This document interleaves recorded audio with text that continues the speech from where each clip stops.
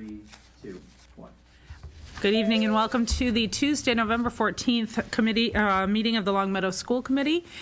School committees and other public bodies may continue to hold remote meetings through March 31st, 2025, under legislation enacted on March 29th, 2023.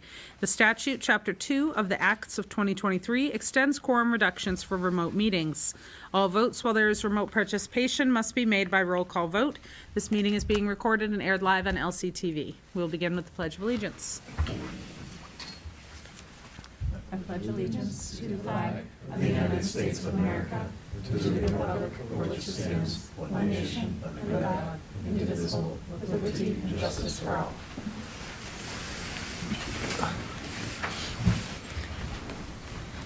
All right, we have some correspondence. Would you want to take that one? Thank you. The following correspondence will be recorded. An email from Mr. Joshua Benoit dated October 19th, 2023 regarding the school calendar, and an email from Ms. Haley Hansen dated October 26, 2023 regarding the literacy program at Wolf Swamp Road School. All right, thank you. We have some minutes that can be approved. There's a possible recommended motion. I move that the school committee approve the minutes to the October 24th, 2023 school committee meeting as presented. We have a motion. Do we have a second? Second. Thank you. Any comments? Seeing none, we will move to a vote. Michaela? Yes. Adam? Yay. Zach? Yes. Mary? Yes. Jamie? Yes. And yes for me as well. All right, we will open now for visitor comments. Do we have any visitors? Not seeing anyone online. And no one here in the room. Okay, school committee announcements and recognitions. If anyone has any announcements or recognitions to make. All right, and on to business with guests. We have a lot to discuss tonight related to our FY25 capital projects list, and we'll turn that over to Mr. Palmazza. All right, I'll intro if I could. Perfect, yeah. So we'll welcome up to the table our Facilities Director, Nick Trigantis. Good evening. So we have for your review and consideration and discussion an FY25 capital project list. Appreciative the input and feedback that we received from the Finance Subcommittee on this document. Just at a high level before Tom and Nick dive into the details. At the request of the school committee, we've prioritized safety-related projects, and so you'll see a handful of projects there that these gentlemen can explain. Quick note that the middle school, the list of projects associated with Glenbrook and Williams would fill a binder, and so we took the liberty of just linking the middle school facilities condition assessment that was done a few years back, and so that link would carry anyone who has this document to a full list of the projects that we've identified at Glenbrook and Williams. There's some important technology-related projects here that we can explain, but I'd also like to highlight for you the stadium field and stadium track that is worthy of your consideration as part of the FY25 capital project list. Few things have sort of come together. The field is been identified by the town DPW as in need of repair. And recently we had a playoff tournament soccer game that couldn't be played on that stadium field. We wound up playing it on the field at the corner of Bliss. I'm sorry, I'm just going to pause you Oh, sure. because I'm Yeah. hearing from Michaela that they cannot Can't hear us? at home. Michaela and Adam, can you guys hear us? Brian, are you able to hear us at LCTV? Oh, we might have lost everyone. One moment. In the Owl's Green? No, I can't see any light. I don't see green. I just I see see the white light. Yeah, I like a see whitish white. color. Yeah, connect and reconnect. Okay. Hang tight if you can see us. We're working on it.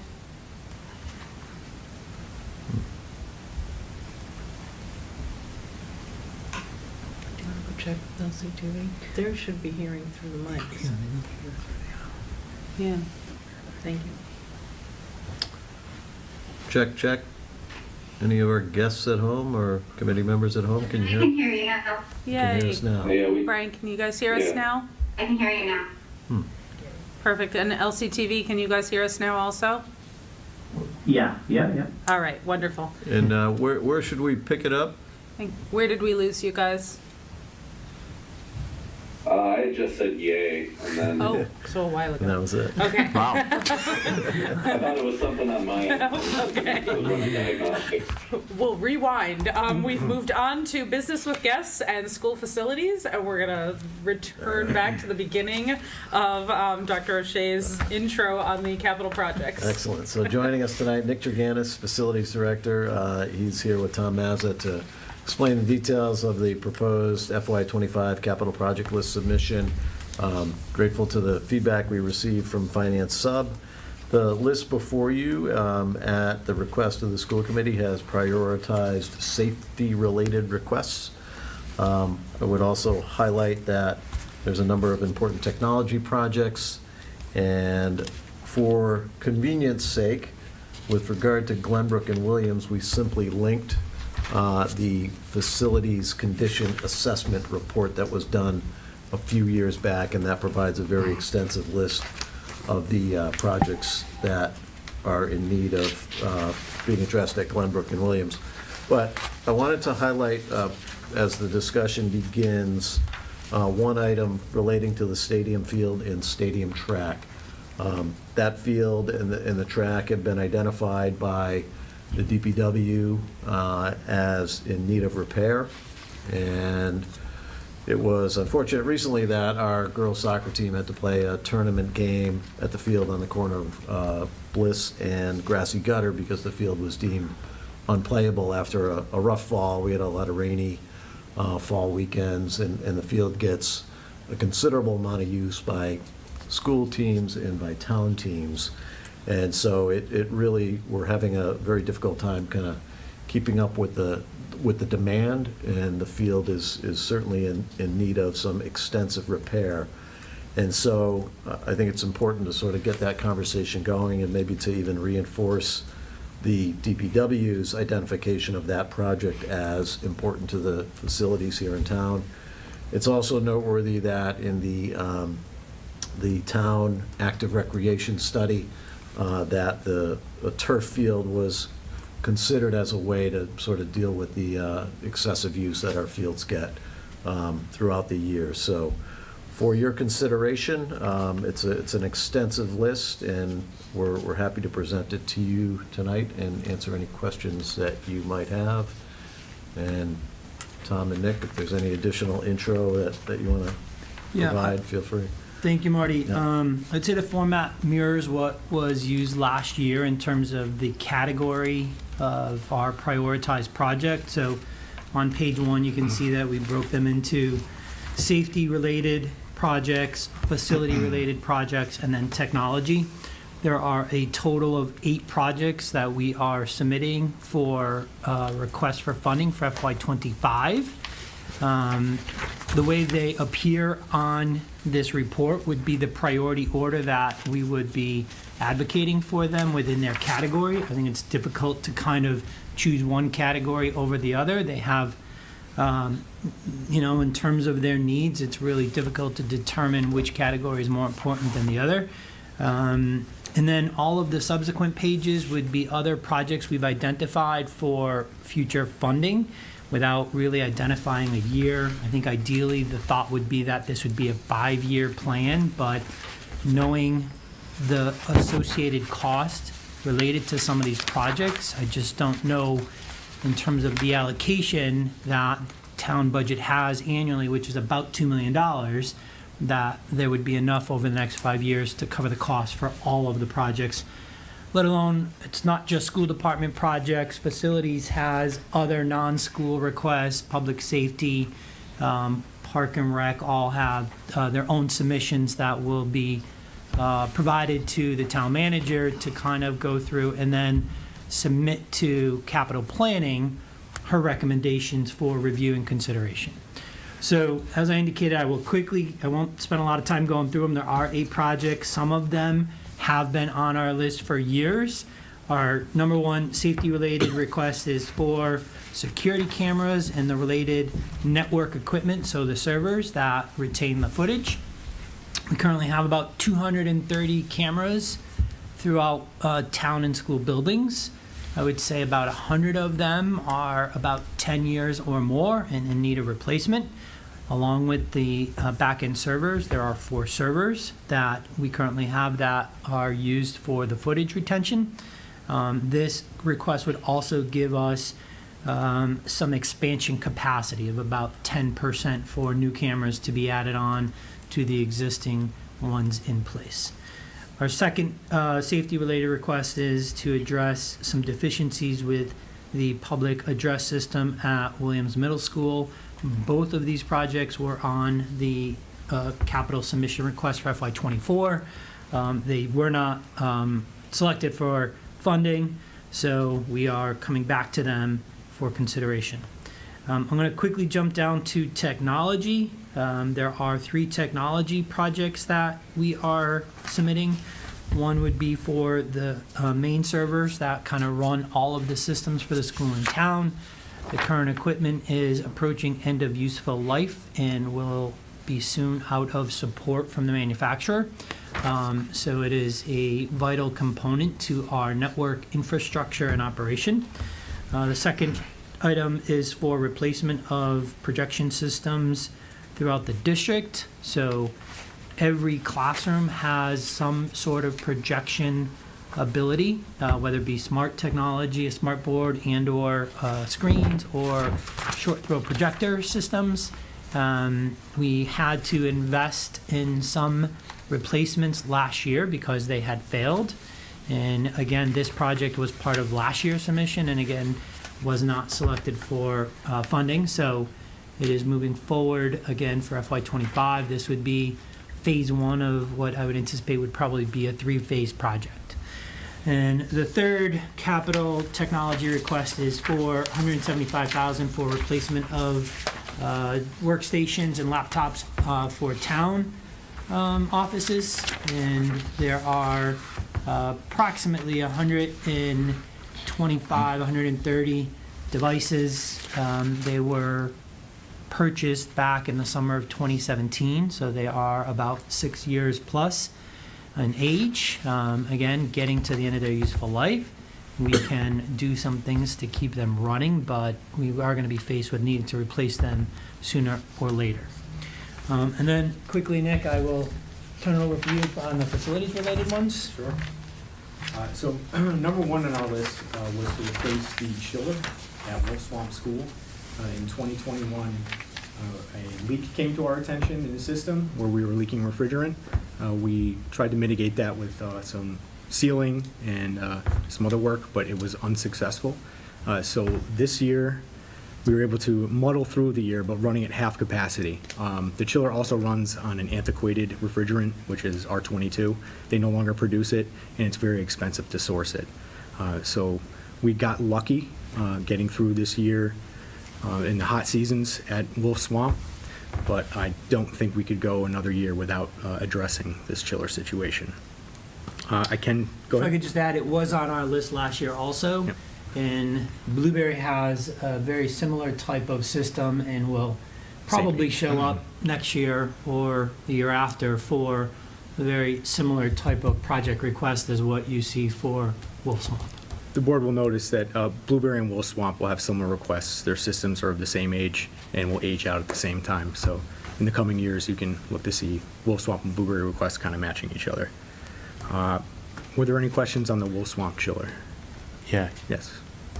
Can I go one quick? Yeah. So can you just before you dive into those two, just to make sure we have a broad view of, make sure everybody knows how the process of where this goes, who actually is, why it didn't get approved last year, if it was such a priority, before we get deep into it, because I know everyone's going to have that question. Yeah, I mean, I think, again, because of the volume of requests and the associated costs related to the projects, Yeah. $2 million doesn't really go very far. So again, our requests, our 8 prioritized requests will get added with all of the other department requests, public safety, DPW, Park and Rec, library, Council on Aging. So all of the departments will submit requests. The town manager will then compile a list based on her recommendations. There is a capital planning committee that will review and meet with the departments in regards to their requests and try to gather information, ask questions.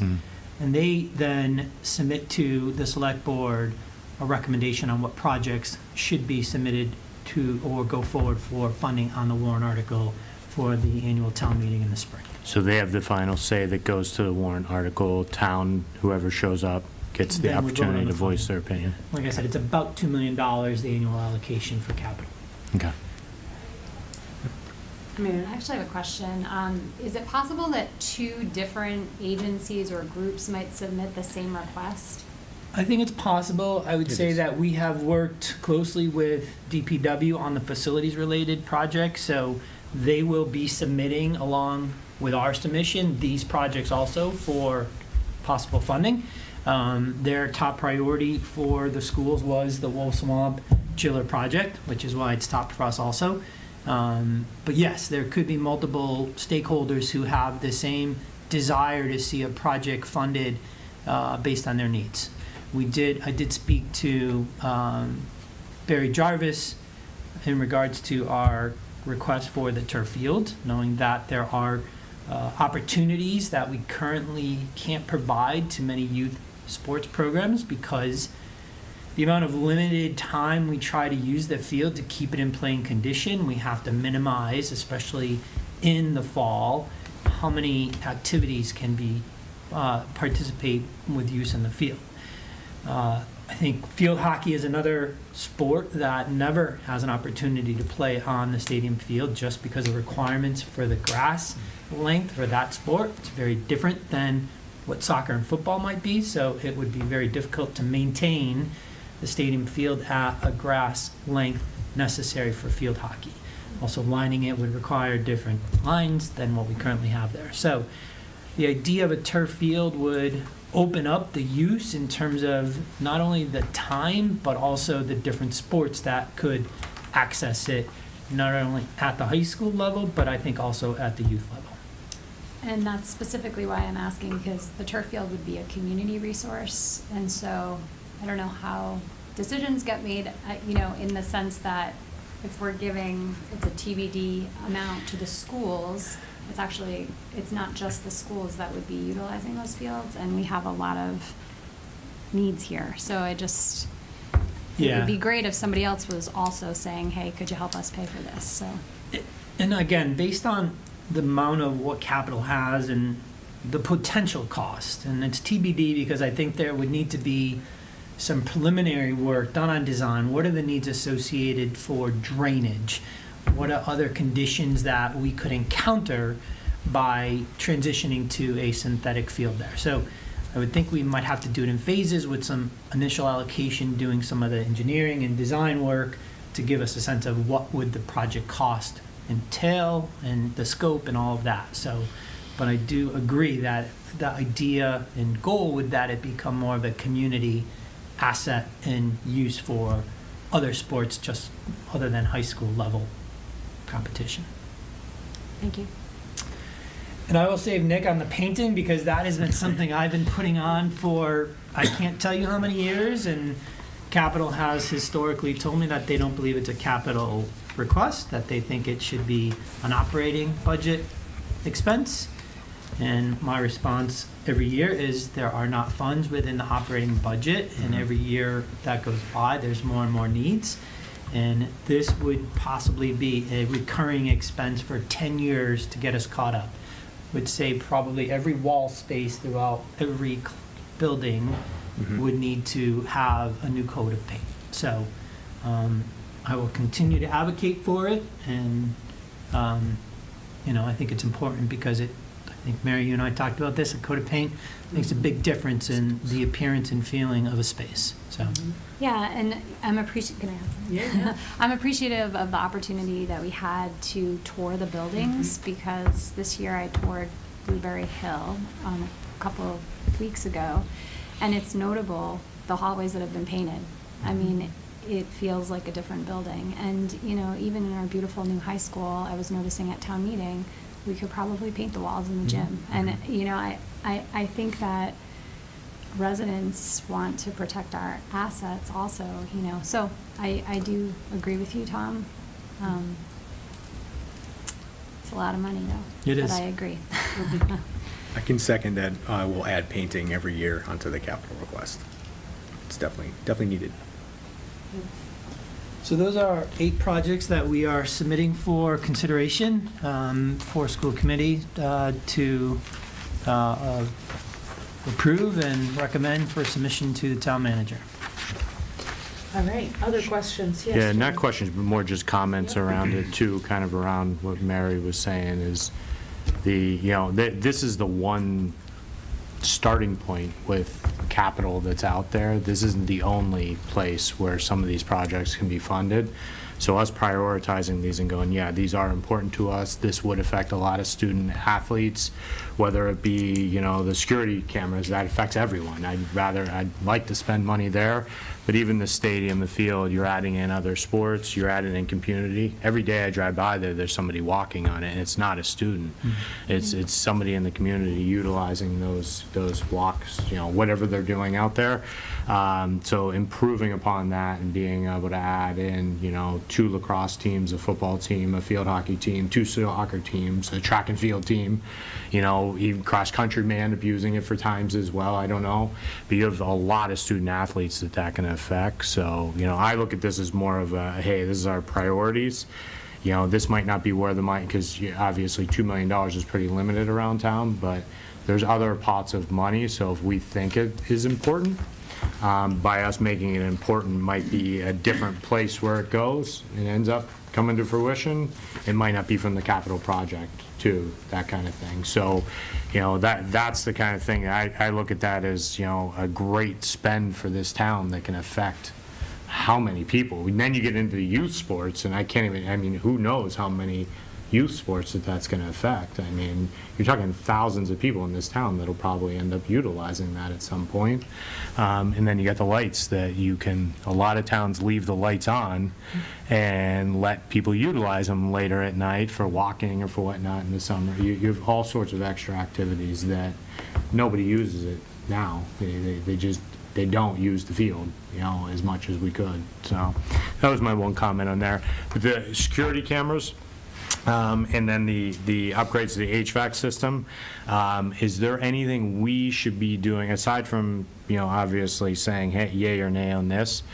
So since it's going to the select board, should we be communicating to them as well? How do we get some of these things done? It seems very odd that we wouldn't have gotten the HVAC done, considering we could have a school that is not functional next year if there's no system.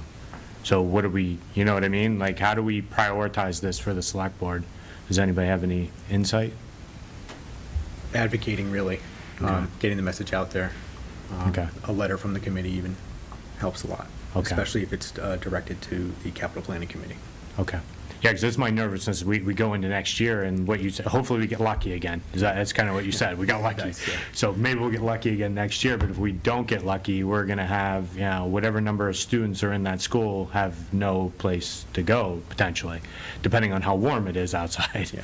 And warm it inside. houses our summer program too, and has the preschool facilities. Yeah, So, I would say I would propose anything we could do to push this along, whether it's calls, whether it's a letter, but how that one isn't prioritized by this particular, I don't get, so.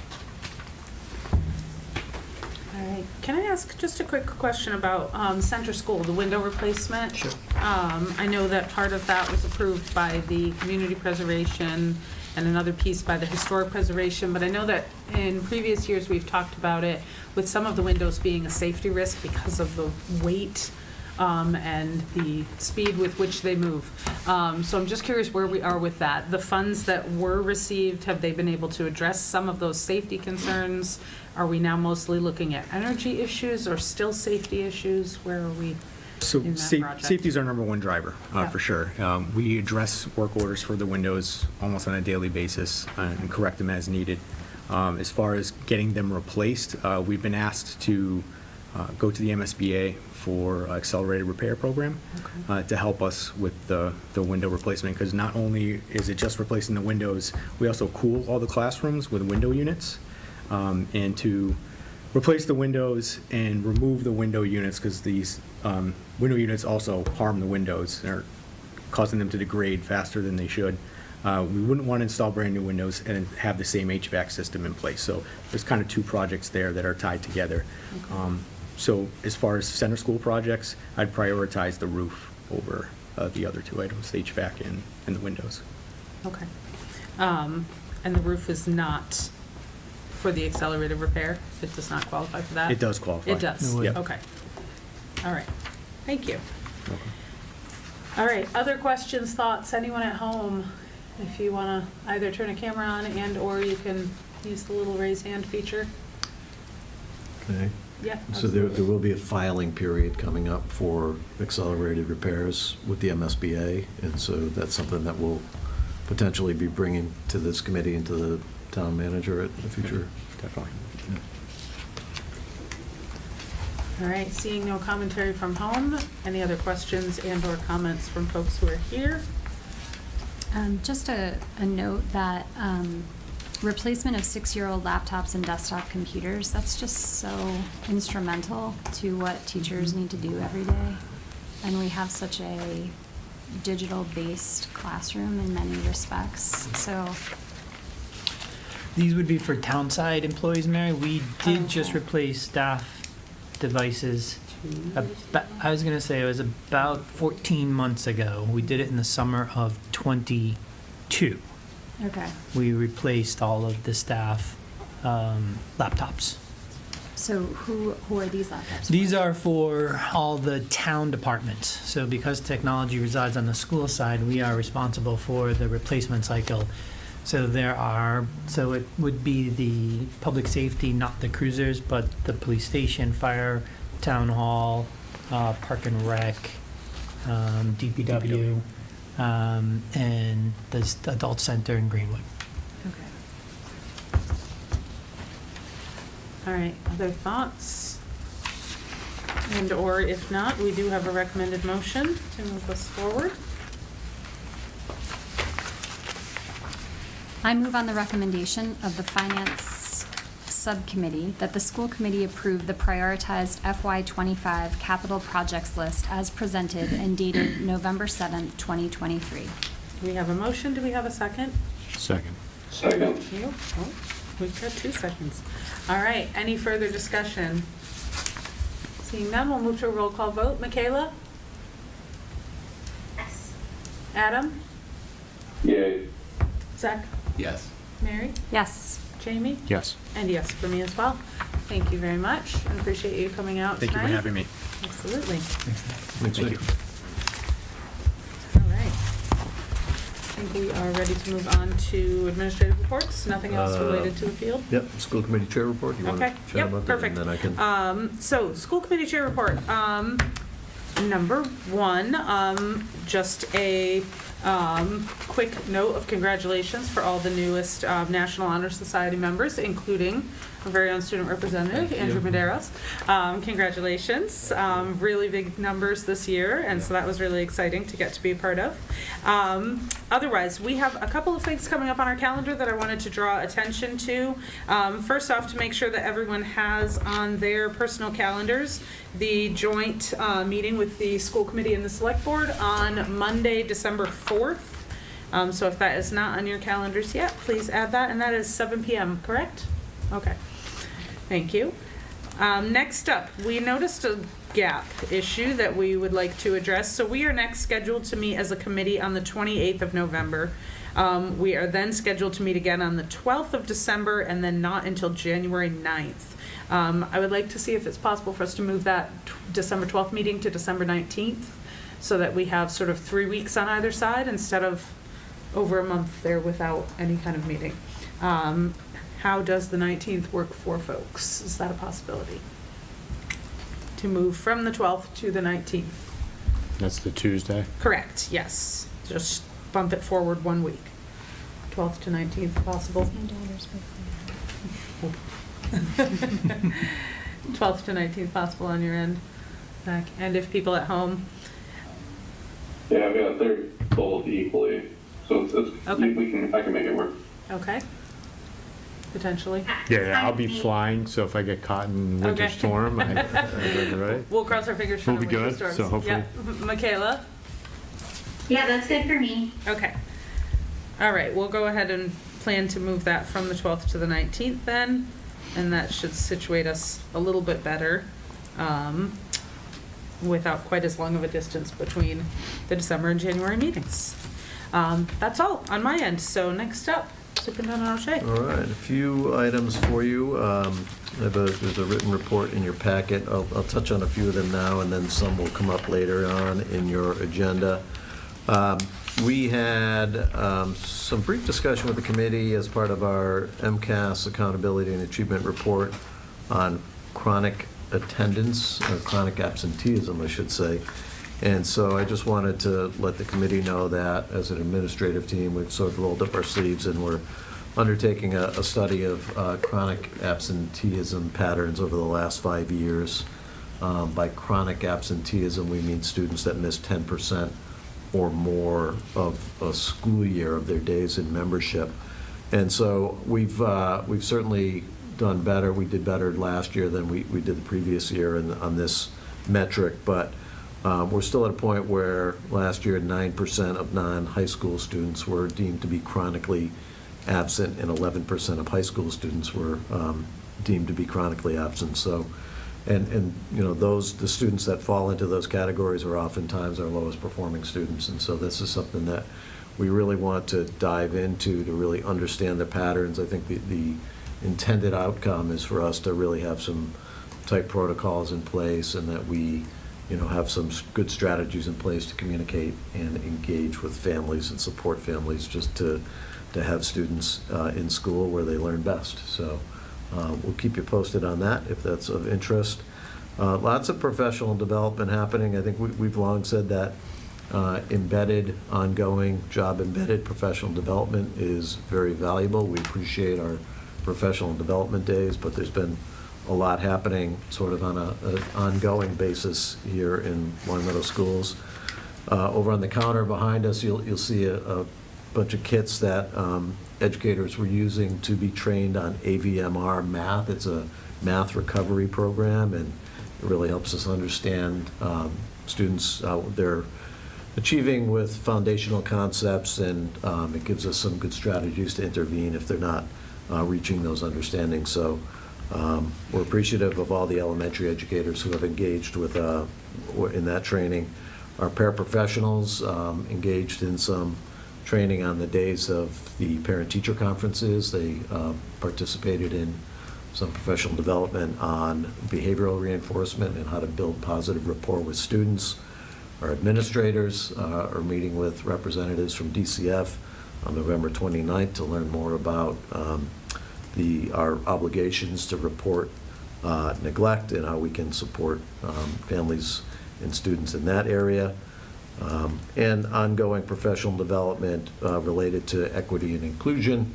And then Chair Nicole Schwanier and I had an opportunity to attend the joint conference of the Mass Association of School Committees and Mass Association of School Superintendents last week, and came away with a lot of great conversation, a lot of great opportunities to really improve our practice and hear all the great work that's happening across the state. So I'm grateful for that chance to go to that conference.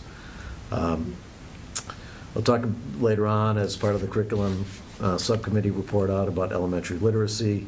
I can mention later on in your agenda a few things on the middle school project.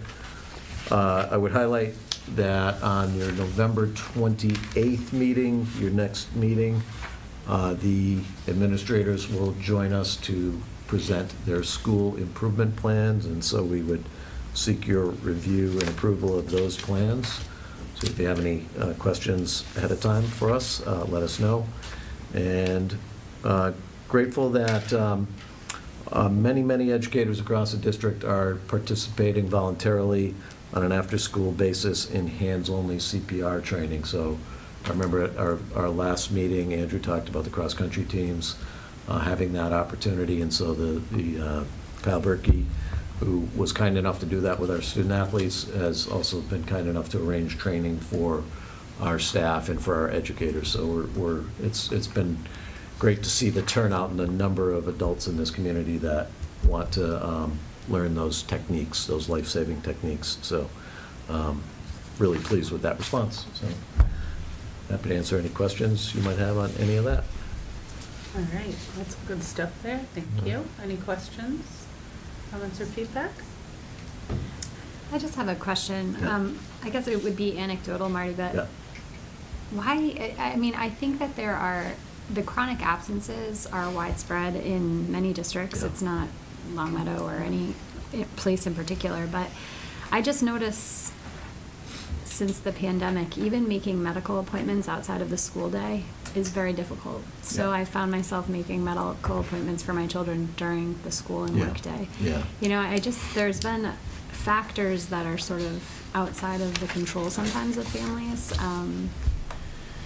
that require sometimes kids to miss school. Yeah. And I don't know how to navigate that. So I don't know if you've noticed sort Yeah. of these outside influences affecting attendance in addition to. Yeah, I'd say, we even the below chronic levels of absenteeism, we know that families are stressed and strained to find those appointments, and we're always happy to work with families in those situations. I think, I have heard that anecdotally for sure.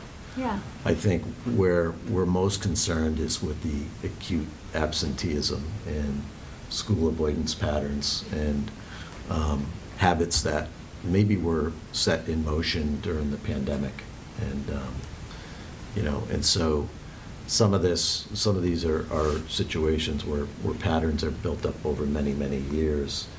And we're finding that we just, need to do a better job of engaging families of younger children. So, what we notice is that elementary tardies turn into middle school absences, turn into even more high school absences. So I think it's us sort of recognizing those patterns and knowing which families need our support and outreach at an early time. But for sure, I think what you're saying is true, that we want to make sure that we're giving families space and opportunity to get students to appointments, because that obviously comes first. So, yeah. Can I ask for a clarification question? When you're using the term chronic absentee, Yeah. and that's the 9% of non-high school and over 11% of high school students, does that typically include excused absences, or is that solely unexcused? Is it a combination? It's just simply being absent, Just not absence. in attendance. Yeah. Okay. So there's no distinction between excused or unexcused absences on the state accountability framework. Thank you. Yeah. And how many absences is that? Where To is be considered chronically absent, you're missing 18 school days or more. So we have over 80, 90 kids in the high school, or that many? Yeah, yeah, it's significant. Wow. And again, we actually hit our improvement targets in this area under the DESE accountability framework. So our performance in this area was better last year than compared to the prior year, but it's still a concerning number. I think I'd have to dig back to see what our absenteeism rates were like back in 2018, 2019, but I know they weren't that high. Yeah. Any other thoughts? All right. Other administrative reports? I'm guessing you're good. Okay. Student representative report. Andrew. Alrighty, it's been a busy couple of weeks here at the high school, and it will continue to be a busy next couple of weeks. That's right. So, a major event that happened today was the Western Mass Association of Student Councils Fall Conference that was hosted by LHS. This event lasted throughout the morning, with breakfast being served through, I would say, like 8 to 9:45 as schools arrived. And then we had an introduction in the auditorium from Mr. Landers, Senior Class President Martha Brandstorm, and the WMASC President. And then we sort of broke out into these leadership workshops throughout sort of the BTC hallway area and then over into the central offices. One of the ones that I participated in was the public speaking workshop, which was really interesting. And sort of how it worked is you had to pick a random piece of paper that had a random topic on it, and you had to talk about it for 30 seconds without saying like or anything like that. And then if you did say those words, that added an extra 5 seconds to the amount of time that you had to speak for. So that was a really interesting workshop, and like my topic was fast food, so you're kind of just spewing these random topics, like these random words out of your mouth for 30 seconds, but it is good practice to be able to help you to talk publicly.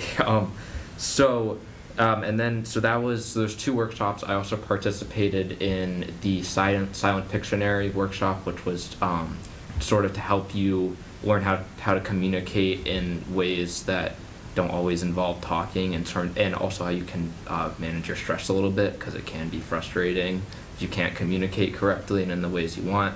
So how that worked is you had to be able to have someone else draw a picture without talking. So you had to use your hands, you had to use like eye contact, you had to use basically anything you could do without talking to get them to draw this picture. So that was a really awesome workshop too. So then after those 2 30-minute workshops, we moved back into the auditorium, and we had keynote speaker Tony Pina, I think that's how you pronounce it, I don't want to butcher that. And he gave this awesome speech. It was about an hour long, about finding your passion and how that can help you to be more successful in life and as a leader, and how if you find people who are also interested in helping you find your passion, those are the people that will help you be more successful. And for him, he talked about how when he was growing up, he would sort of play school in his basement, even with the neighborhood kids and with his brothers and sisters, and how that helped him to realize his passion. And he ended up going on to be a high school history teacher at Silver Lake High School down on the South Shore. So it was really motivating, and it was really awesome to hear him talk about finding your passion. I thought that was really great event that he was able to talk about. And then after that, we just had some closing remarks from the WMASC president, and then I would say everybody was returning back to their schools by about noon, and there was great attendance too. We had about 200 kids from all around Western Mass, including Minnechaug, Ware High School, Turners Falls, Greenfield, so sort of all over. It was a really, really great event, and I'm happy we got to host it. And then, as mentioned, we had the NHS induction on Thursday, November 2nd, which was really awesome because it was the largest group of inductees we've ever had at the high school. So I think it's really great to see how high academic achievement is, and how interested people are being involved in helping their fellow students achieve well in school.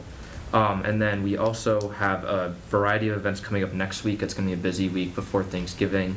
We have the girls' football game on Wednesday afternoon after the half day. And then we also have the Stroll for Strength 5K run/walk on Wednesday, which is organized by Mr. Pantusco's sport and event management class, which is meant to remember members of the community that have been lost. So that's a really great event. And we also have the Run Like Cat, which will be in the LHS parking lot on Friday, November 24th. And then moving on to some athletic events, the girls volleyball will play Westboro High School tomorrow at North High School in Worcester.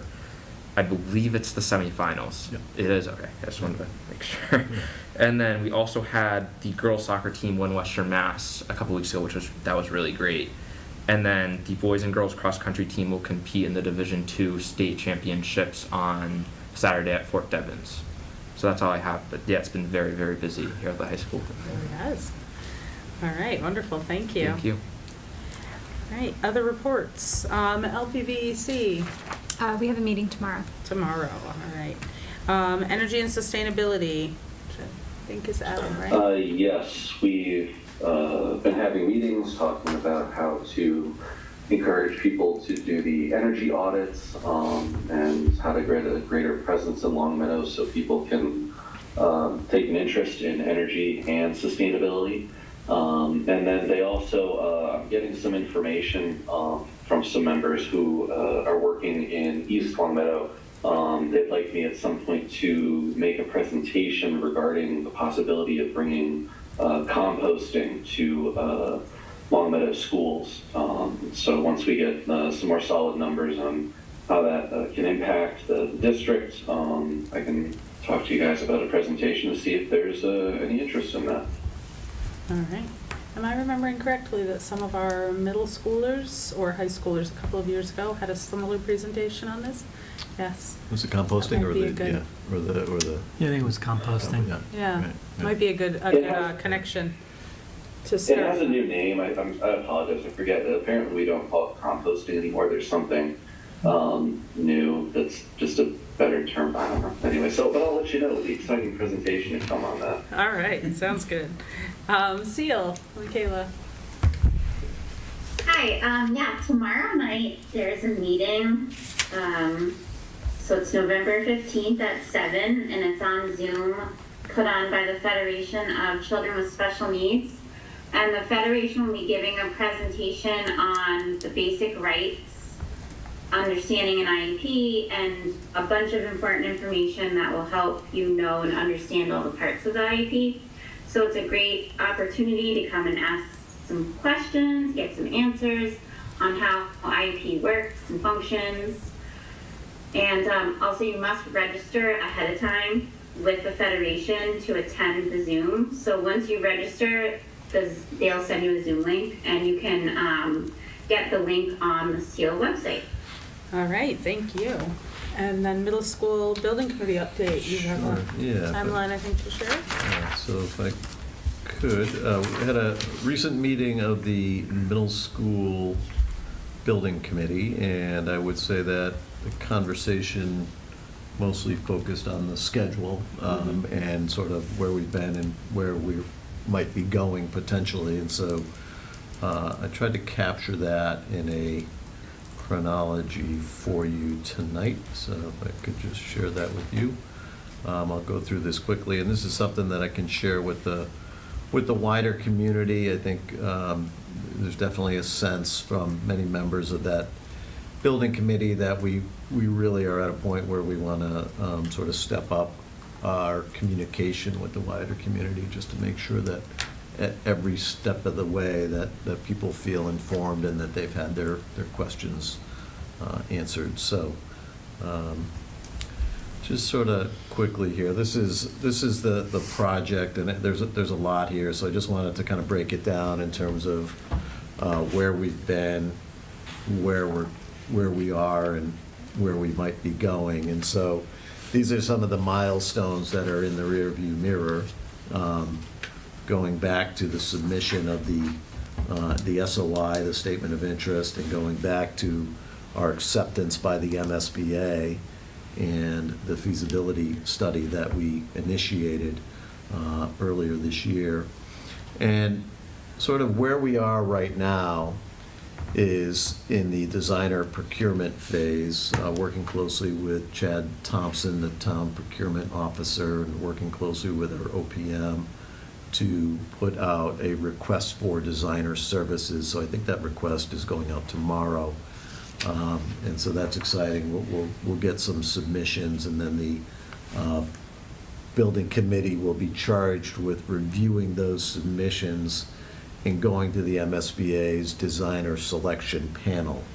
And so we're in the middle of that right now, and you can see that beginning in, could be late January, very early February, we will take the next step with the feasibility study, and that really is a deep dive into existing conditions, the site development requirements, the visioning process will be launched. We'll have an opportunity to evaluate our current space and then think about what proposed space could look like in a new middle school setting. And so that's the work that is sort of most immediately in front of us. And then to stretch the timeline out from May of '24 to the fall of '28, again, this is a projected timeline, and this is sort of obviously recognizes that the residents, the building committee, the school committee, the select board will have plenty of opportunities to weigh in and guide this process. It's not meant to assume that there's any, any specific end. But you'll note that it will be in the spring of '24 that we will begin to identify some potential solutions for the facility needs of Williams and Glenbrook. And then into the fall of '24, we'll be at a point where we will, working with the building committee and the school committee, identify a preferred solution, a preferred report to the MSBA. So things will start to happen fast in 2024, but then, you get to a point where you submit your preferred solution to the MSBA, you begin the design phase, and then from there, it's a long process to get to a place where you're initiating construction and moving into either a new facility or a renovated facility, or a combination of the two. So it just gives you some sense of the timeline. We'll share this out with the wider community, just so that folks have an idea of, what the road ahead might look like, and happy to answer any questions you might have about that. All right, any questions related to the timeline? It's exciting to see things moving along and headed into some, Yeah. a little bit more movement. We'll get on a more sort of regular meeting schedule with the building committee in the months ahead. All right, we are heading forward then into subcommittee reports. Finance sub, I think you guys have a few building use requests, consent agenda for us. We do. Finance Subcommittee met on Tuesday, November 7th, and in your packet are 3 building use requests. They are events sponsored by 2 of the elementary PTOs. The first is for the Wolf Swamp PTO for use of the Wolf Swamp School Gym on Friday, February 9th. From 5 to 9 for Valentine's Day Bingo event. The second request is for the Blueberry Hill PTO for use of the high school for the Blueberry Got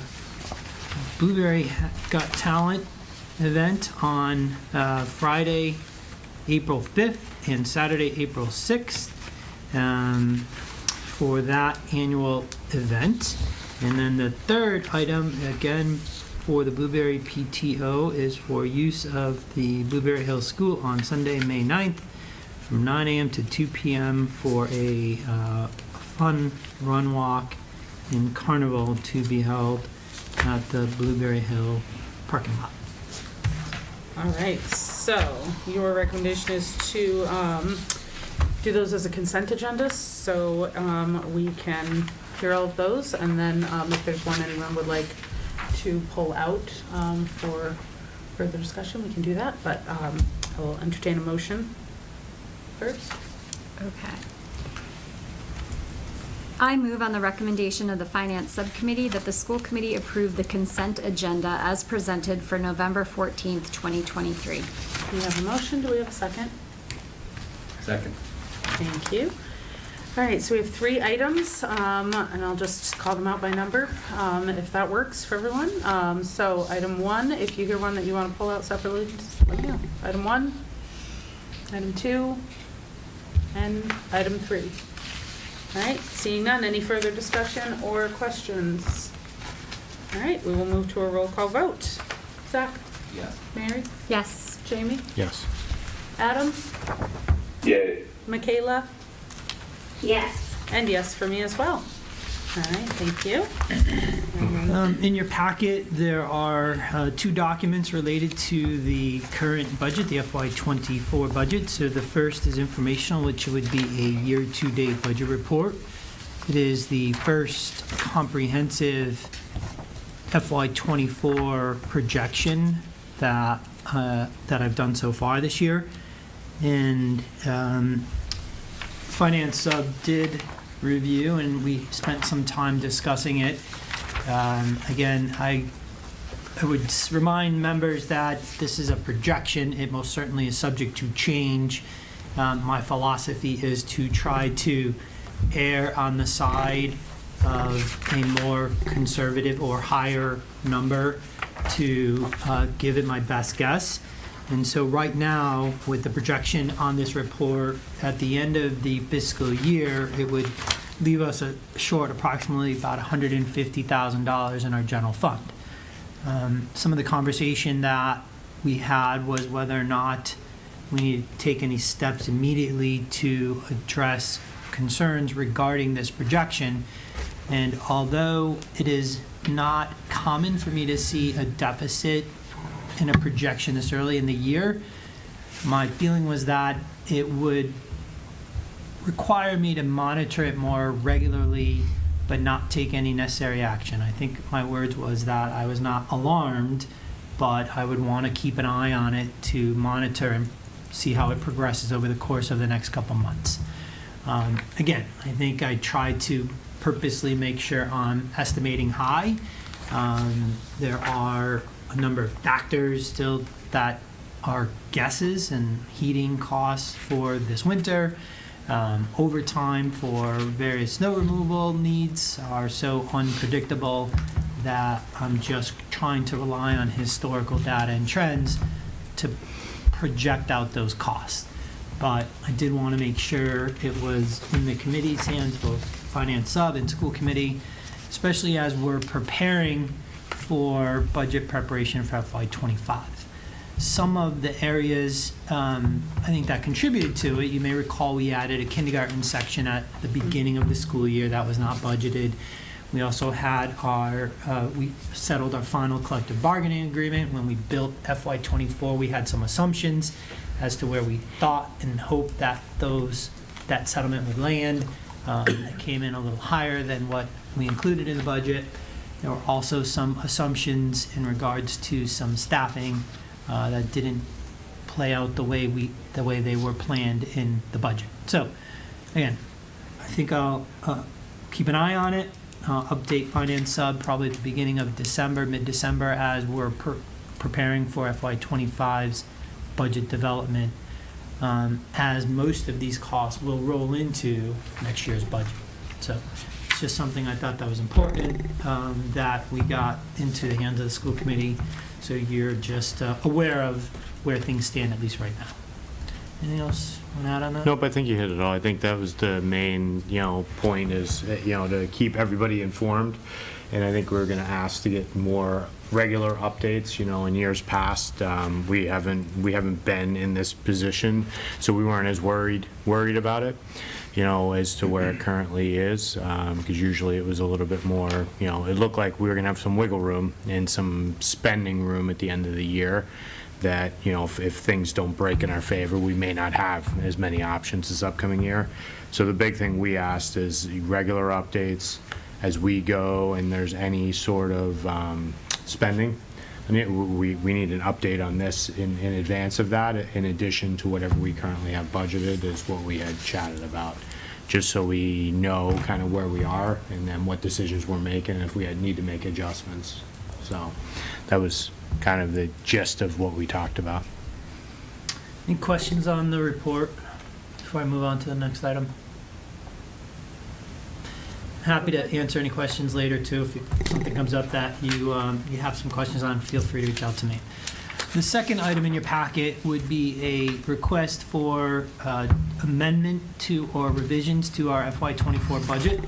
So the document would outline changes to any grants and special revenues, specifically grants that the school committee accepted earlier, probably last month in one of our October meetings, recognizing the actual award amount for the grants that are included in our FY24 budget.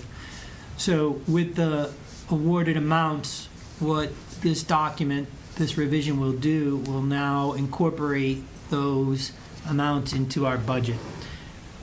When we built FY24, we usually plan it based on the current year's grant amount, not knowing what the allocation will be, and then we revise it usually about this time every year based on what we actually are awarded.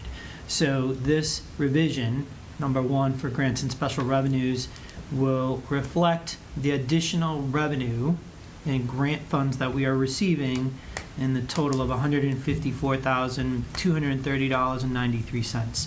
So that amount will increase our FY24 budget, and it will allocate the funds on the lines as indicated in this revision document. All right, questions related to that? All right, we have a possible recommended motion to approve those revisions for grants. I move on the recommendation of the Finance Subcommittee that the school committee approve the budget revision as outlined in the document titled FY24 Grants and Special Revenues Revision Number 1, dated November 7th, 2023. We have a motion, do we have a second? Seconded. Thank you. Any discussion? All right. Thank you for the time that goes into all of this, for our finance sub and for Mr. Massa and everyone else. Seeing no further discussion, we'll move to a roll call vote. Michaela? Yes. Adam? Yay. Zach? Yes. Mary? Yes. Jamie? Yes. And yes, for me as well. All right, I think that's all from finance sub today, correct? Yes, thank you. All right. Policy sub. Let me take it. Julie, normally, Yeah, right? sure, yep, Yes. yep. Thank you. So you have two policies that have gone through the reading and public review process. BEDH, Public Participation in School Committees, JICFB, Bullying Prevention. Those two policies have been out for public input. We did not receive any comments from the community on either of those policies, so they stand ready for your review and vote. I'm happy to answer any questions you might have or give you an overview of some of the changes if it would be helpful. All right, and Michaela, I'm so sorry. I thought Julie was chairing that committee, No. but you are. Did you have anything else to add or any more information related to those policies? It's okay. No, I don't really. No. Okay. Any questions related to them? I know the ones we've seen before, but Questions? no. All right, we have a couple of recommended motions.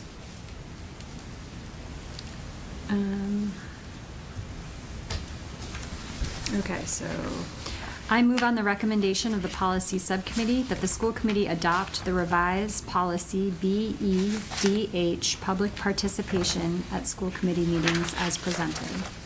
We have a motion. Do we have a second? Second. Thank you. Any discussion? Seeing none, we'll move to a vote. Michaela? Yes. Adam? Yay. Zach? Yes. Mary? Yes. Jamie? Yes. And yes for me as well. And we have one more policy.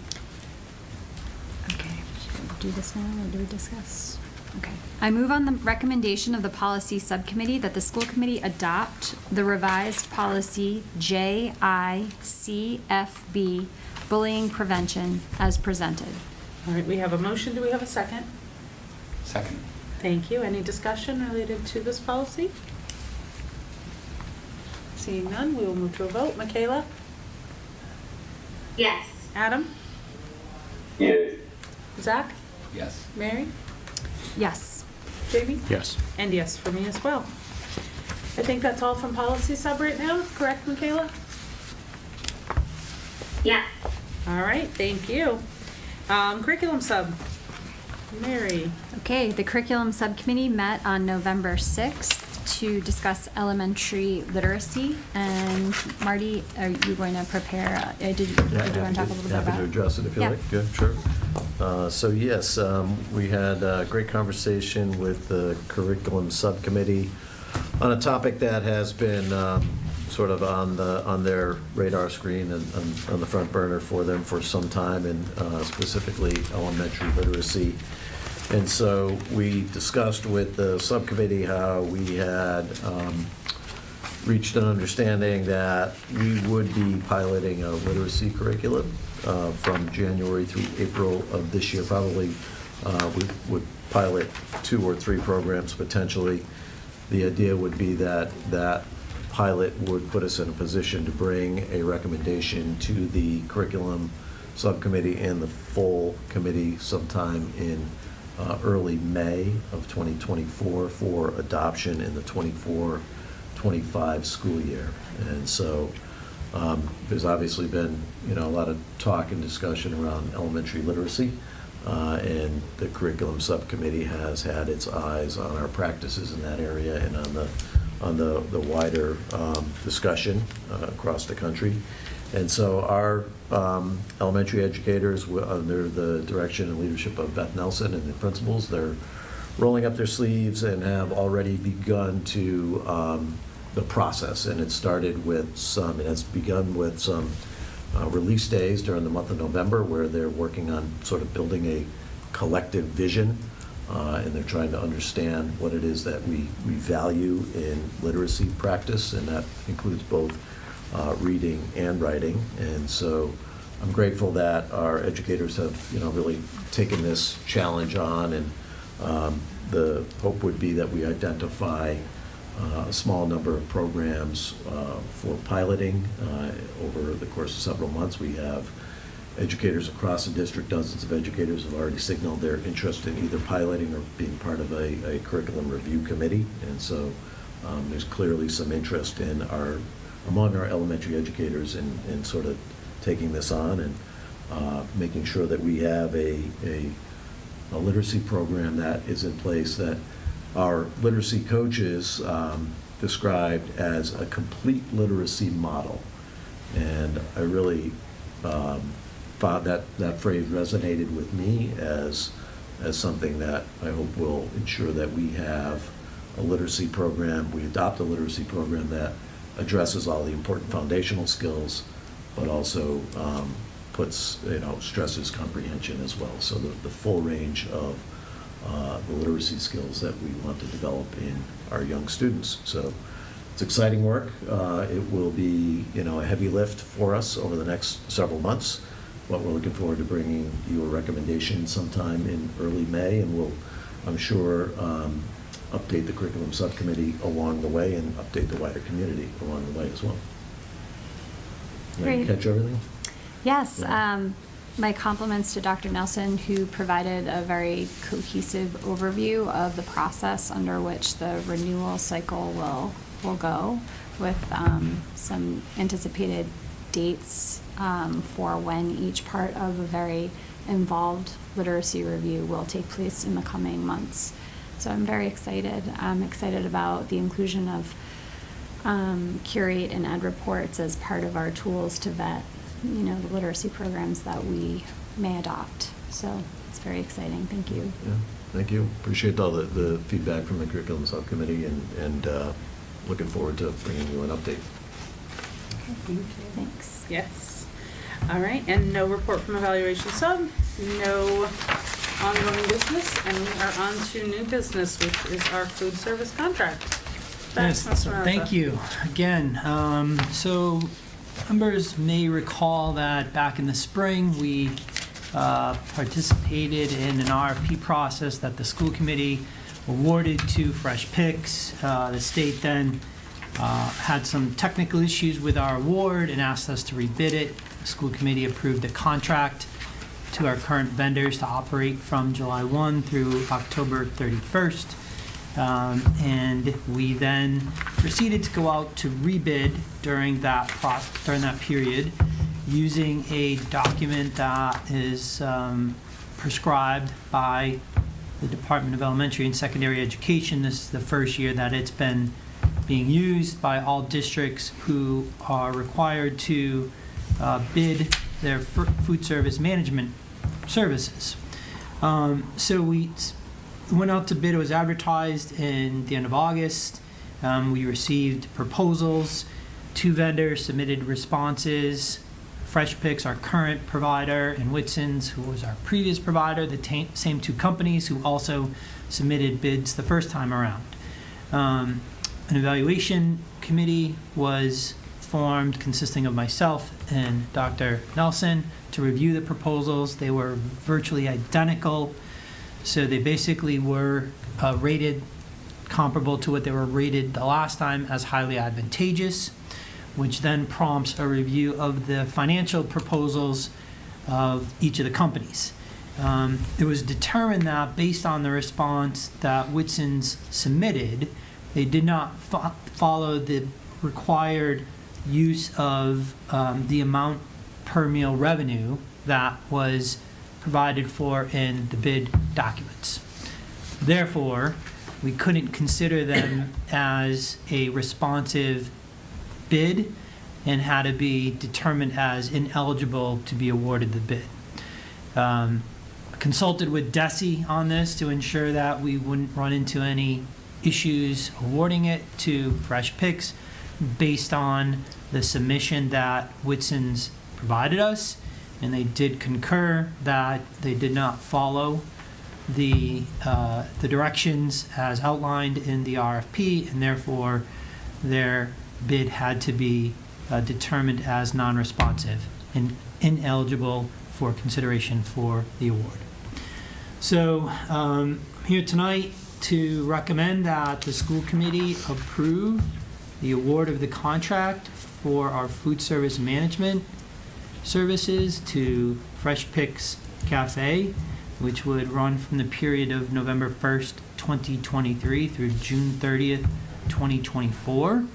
Inclusive in that contract would be the ability to have 4 one-year renewals that would be voted on by the committee each year based on successful program and meeting terms of the contract.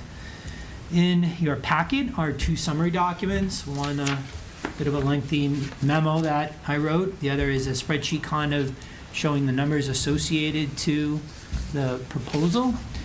And there's a third document, which is a 250-page contract, which would be the official document that would be executed between the district and the vendor. So I think overall, the services that we've been receiving from Fresh Picks have met and exceeded the expectations that when we selected them 5 years ago. We took a chance because they did not have any districts in Massachusetts. They are slowly receiving additional awards in Massachusetts, and I think I'm happy to continue working with them, hopefully for the next 5 years. All right, thank you. Any questions related to this? Thank you for the time that went into this year. I know there were some extra steps involved, and appreciate all the information along the way. Thank you. If there are no other questions, we have a possible recommended motion. I move that the school committee approve the food service contract with Fresh Picks Cafe, a division of cafe services, for the November 1st, 2023 to June 30th, 2024 period, as presented, and authorize the chair to sign on behalf of the school committee. All right, we have a motion. Do we have a second? Second. Thank you. Any further discussion? Seeing none, we'll move to a vote. Michaela? Yes. Adam? Yay. Zach? Yes. Mary? Yes. Jamie? Yes. And yes for me as well. All right, we have no executive session, and I think that leaves us with one final motion to make for this evening. I move that the school committee adjourn the November 14th, 2023 school committee meeting. We have a motion. Do we have a second? Second. Thank you. Any discussion? Seeing none, we'll move to a vote. Michaela? Yes. Adam? Yay.